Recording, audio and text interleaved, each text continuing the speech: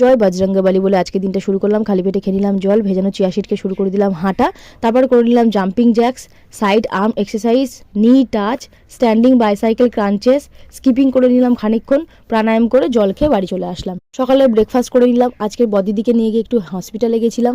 দিদির পা ভেঙে গেছিল, ওর আজকে প্লাস্টার কাটিং ছিল, সঙ্গে বদাদার ছেলেও ছিল। দেখো দিদির একটা ছোট্ট করে বন্ধুও হয়েছে, ওর হাত ভেঙে গেছিল। পায়ের কাটিং শেষ করে আমরা বাড়ি ফিরলাম।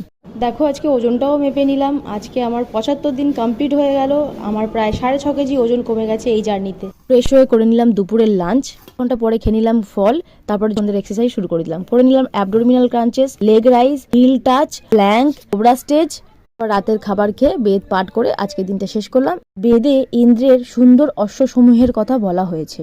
5টি বা 6টি অশ্ব যুগলবন্দিতে ইন্দ্রিয়কে বহন করে। ইন্দ্রিয় যেমন মহাকাল, 6টি অশ্বকে তেমন 6টি ঋতুর সঙ্গে তুলনা করা হয়েছে। এই হলো আজকের সেলফি।